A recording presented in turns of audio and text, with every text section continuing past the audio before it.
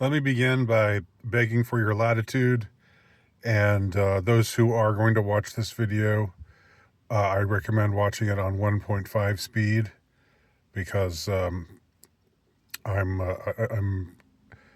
not making it up as I go, but I don't have a prepared work in front of me as to what I have to say, and what I have to say is somewhat complex.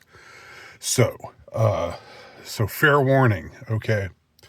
I'm working on a longer written piece right now. I think it'll end up being something like a longer essay that I'll end up publishing in some form, and it expands explicitly on what I call my 1990 thesis, and that is, there's a lot of effort to understand what's called woke or wokeness, and before that was called political correctness or PC. And in between somewhere was they started talking about SJWs and social justice warriors. That whole thing, that whole phenomenon, that whole plague, um, to me, or not just to me, this is not just a subjective thing. This is my assessment of history for whatever it's worth. I think it began in 1990, and I think it began in 1990 or right around 1990 with the concomitant collapse of the Soviet Union. I strongly suspect that there is a causal relationship between the fall of the Soviet Union and the rise of political correctness in the West. I think the end of the Soviet Union signaled the beginning of this new form of intellectual tyranny really taking hold in the West, and I don't think it was accidental. Without going into great detail about anything here, let me just say that the way in which I think this happened, I'm not going to expound here on the reasons for it or what I believe the reasons for it to be, but the form that it took, because people will say, "Oh, you're wrong, Nowicki. PC was around in the 80s. It was around in the 70s and the 60s. And it's true. There were liberal ideas. There was feminism. There were anti-white notions, critiques of white colonialism, as they would be called. There was gay rights activism there, and there were all kinds of movements, and there were all kinds of political and social beliefs that were around well before 1990. The difference is that in 1990 they gained steam. They suddenly gained steam, and they suddenly got amplified positively in a way that they were not being positively amplified before. Before 1990, since I'm critical about a lot of things about the current state of America, but I will say one really great thing about America is freedom of speech. And to my mind, I think it's the only country in the world that has freedom of speech enshrined, and where you really can't touch someone's freedom of speech. Now, someone can get destroyed for saying the wrong thing legally, or not legally, but socially, professionally, and all that. For saying the wrong thing, I should have put the implied quotation marks. I should have made those explicit there. That is true, but in every other country in the world, I think, maybe I'm missing someone, but I think I'm pretty sure everywhere else, you can't be completely sure that you're not going to get a knock on the door at two in the morning, and the Stasi come for you, or it might be something less dramatic. It might just be, that you get fined, or jailed for a few weeks, like seems to be routinely happening in the UK to people who make naughty tweets, or in Canada, just anywhere else in the West, anywhere else in the Western world, there is no enshrined freedom of speech that is completely legally protected to the extent that it is in the United States. So all of these ideas were legal. It was legal to express them, and there were movements, around them, especially gained steam in the 60s, and 70s. These what could be called subversive movements. This counterculture, which of course I also tend to think has had a lot of backing from some very powerful forces that it was in many ways the counterculture was in many ways a deep state pushed phenomenon.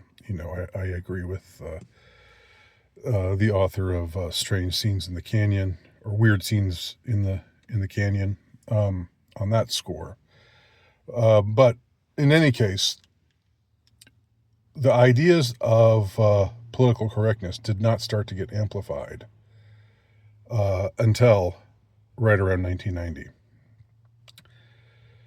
And I want to give an example of this because unlike probably most people watching this video, I'm old enough to remember the pre-woke era. The pre-woke era was not the aughts, the way that some people talk about it. They say, "Wow, look at the kind of things that were in movies back then." People could say "faggot" in a comedy movie. Boy, that sure didn't age well. And I think they have this wrong or mistaken idea. Yes, things have accelerated. Things have gotten worse since around 2015, 2016, when they got kicked into high gear, and things lurched into this kind of hyper. I don't even know what to call it.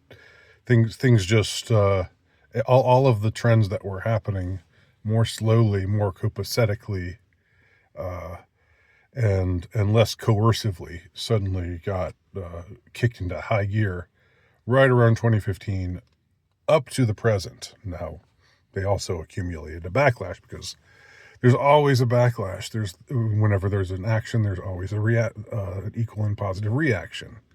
So don't think of this as all going one way either.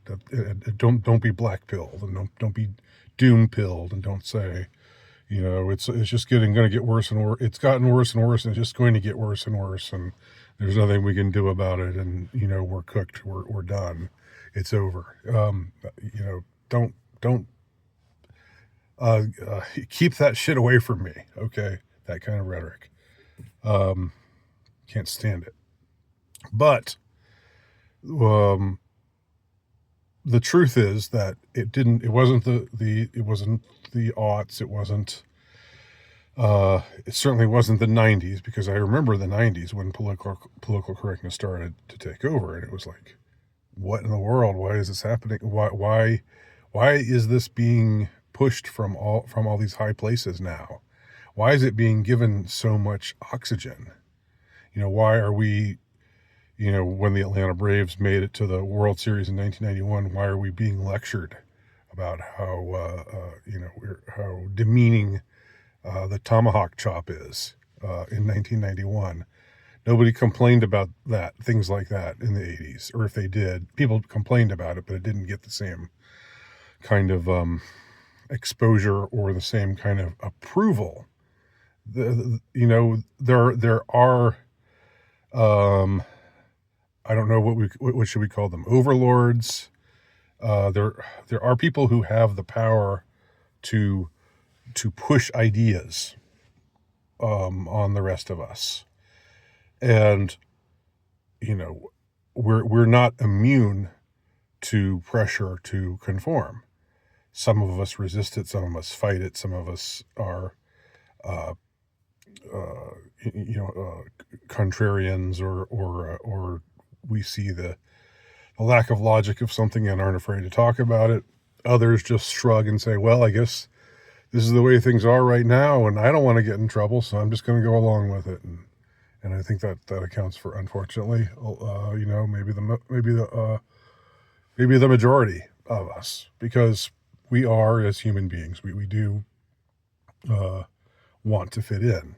We, to quote Charles, or to quote Patrick Bateman, who fits into this scene very well, because American Psycho was one of the book American Psycho was one of the first victims of political correctness. It was about to be published by a major publisher, Simon and Schuster, and then there was a revolt from within, and the corporates said, nope, we can't have this book. This book is it's horrible. It's violent. It's violently misogynistic, and we can't publish this. So they actually reneged, and the author, Bret Easton Ellis, had to start over again. He said he had to find another publisher. He managed to, and the book managed to get out there, but it was widely canceled, and Ellis was one of the first people to get canceled, and that was I think 1991.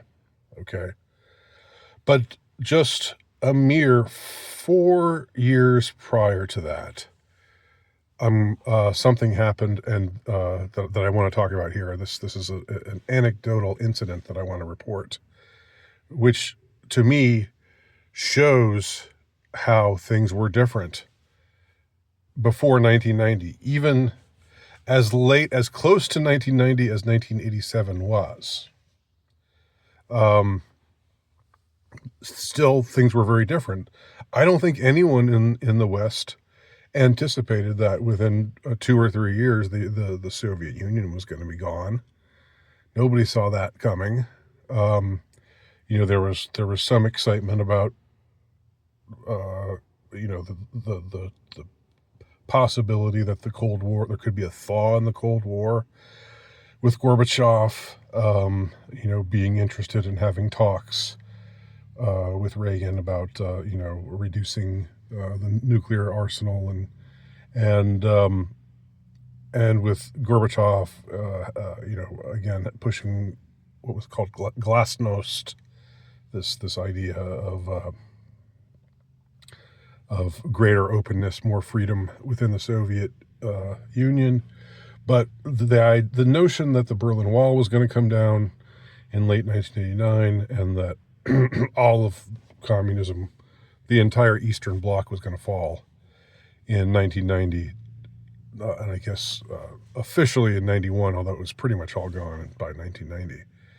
That was a pipe dream. That was something nobody thought was possibly going to happen. The Cold War was always going to be with us. There was always going to be East and West. There was always going to be the communist East, and the capitalist West, and that all changed, and in what seemed like the twinkling of an eye. But with that change came political correctness, And again, I'm going to write about why I think those two events are related. That's what I'm working on writing right now. But I'm in this video. It's anecdote. It's finally 15 minutes in. It's anecdote time. Let no one complain that I'm long-winded or rambling.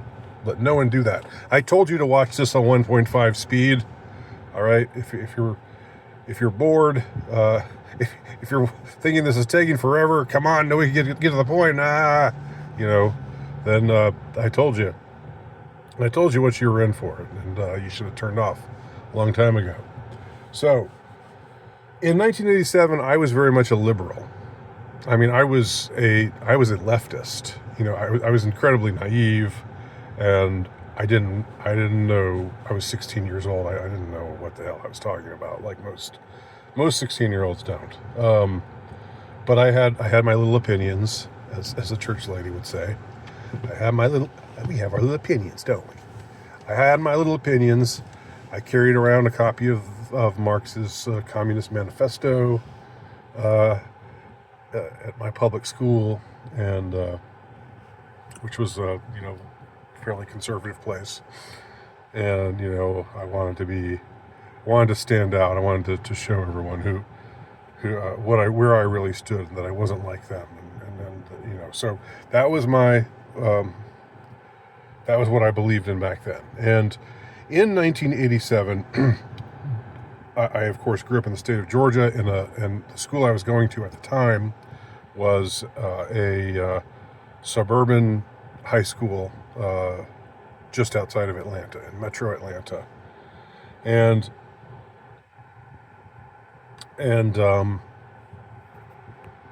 at the time, the Georgia state flag contained the now almost completely forbidden so-called stars and bars. The Confederate battle flag, the X with the stars in them.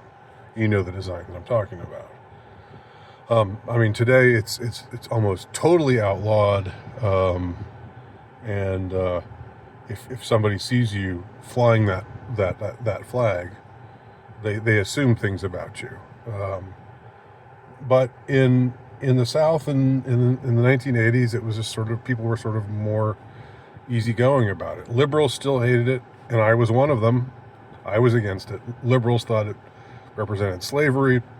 To other people, it was just pride in our Southern heritage. But in any case, it was part of the Georgia state flag, right? And at the time, I was in a class called Impact, which was the so-called gifted class, and weirdly enough, the Impact room was almost had this kind of was almost cool. Now I wasn't cool. I'm not claiming I was cool, but there was this kind of it had this allure to it. Like there was something. There were certain popular kids who were good looking but made good grades and were headed for college, and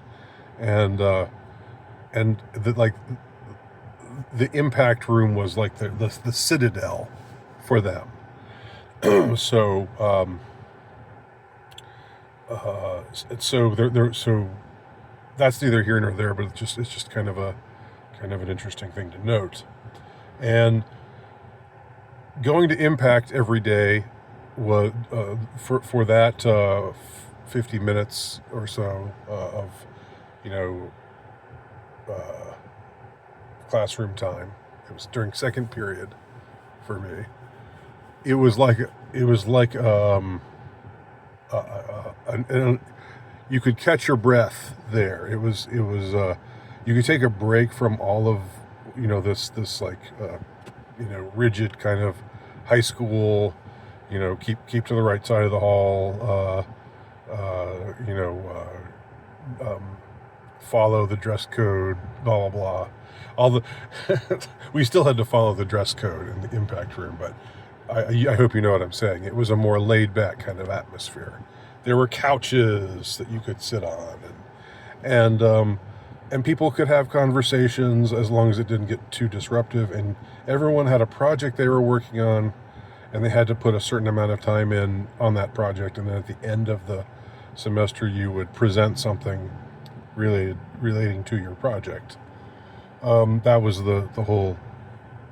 That was what we did in Impact. So I figured this would be the Impact Room would be the place to post my petition to change the Georgia state flag.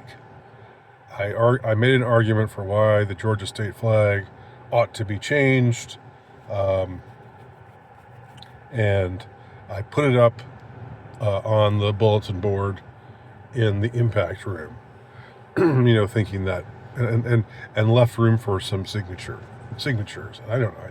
I guess that if my plan was I would send it somewhere, I send it to the Georgia State Assembly, and then I'm sure it would just get ignored. But it was just something I thought would be a good thing to do, and I did think it was important that the stars and bars be taken out of the Georgia state flag. That was how I felt back then. Not how I feel now, but I had my own transformation of thought, which started in college and was not unrelated to political correctness, by the way. I think without political correctness really pushed me to reject my earlier adopted beliefs much faster than if there had not been political correctness. But I understand when people talk about, I was a Democrat, but the Democrats left me, or the left left me. I get that. I get when people say that, because the left was a different kind of phenomenon before it had this kind of almost totalitarian power. Before. Let me just finish my story first. Talk about what happened with my petition. So I posted it, and I thought, these are smart kids. Probably most of them are liberal too, or I knew a lot of them were, so I'll probably get some signatures, and and probably in my mind I thought this, people will think that it's cool that I did this, and I'll get more friends and get more popular. I mean, I have to admit that, it was kind of a geeky way to try to obtain greater popularity. I did have a conviction. It wasn't, just for that, but I kind of, had, I would be lying if I was saying that wasn't a component of it. But my petition was a complete bust. I gave it a few days, and maybe 2 or 3 people signed, but hardly anybody signed. And a bunch of people took Georgia state flag stickers and stuck them on the petition, like to show, to ridicule me, and to show how much how stupid my petition was. All right, and so it failed, and I took it down, and I licked my wounds, and I moved on with my paperback copy of the Communist Manifesto, in tow, next to my Trapper Keeper. No, I didn't have a Trapper Keeper in 10th grade, but I did have, binders and stuff, whatever, the stuff you carried around with you in high school. Now, in 1987, it was, a petition to take down the Georgia state to redesign the Georgia state flag got absolutely no traction. And there was no, today, I think if if I had tried something similar and it had gotten the same result, I would have I would be able to take that, like, that petition with all these all these people had put their hate symbols all over it. I'd be able to take that to the principal's office, and then there would probably be there would ensue some kind of like we're going to go after the students who dare to do this, and you know how things are right now with certain opinions and beliefs that you're just not supposed to have, and that if you run into problems from people, and especially if they use certain words or brandish certain symbols, then they can really get in trouble. That's the reality of today. That's the reality of what things have been, the way things have been since 1990. Prior to 1990, I just shrugged, took my petition down, and went about my business. And generally speaking, other people who agreed with me, I did get some people who told me, "Hey, I like your petition. I think it should." I signed it, or I would have signed it. I meant to sign it or something. I did get people who told me things like that. But there wasn't the same kind of like, oh, how outrageous it is that people disagree with us. How outrageous that we have to deal with this. These people need to be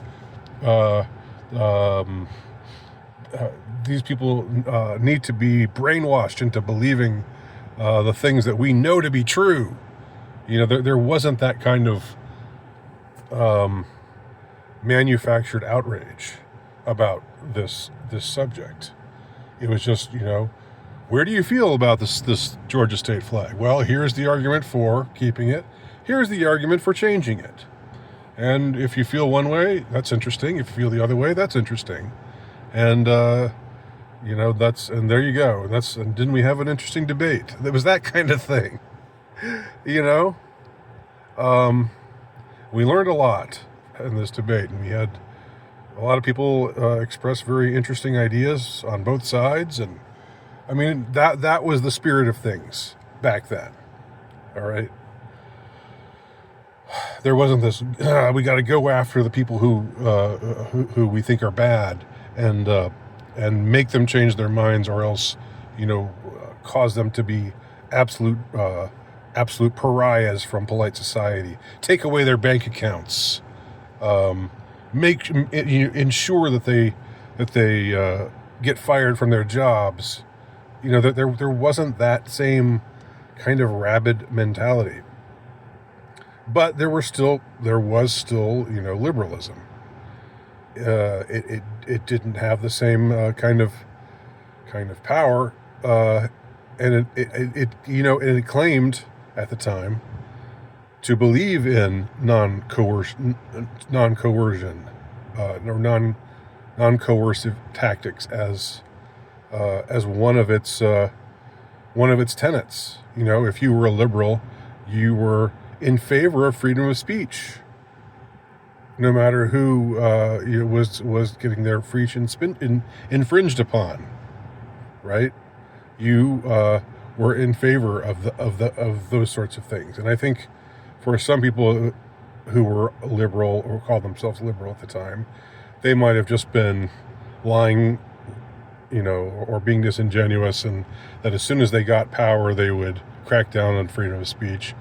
But that wasn't how I felt. That wasn't how a lot of people felt. And that's why I say I can understand when people talk about how the left left me. I didn't leave the left. I can understand that, because the left changed significantly in becoming coercive, in enforcing its tenets rather than expressing them and demanding that it be able to express its tenets, and that people be allowed to believe the things that it believes. and to try to change people's minds, by getting them to understand. It became something different in 1990. It became this coercive phenomenon.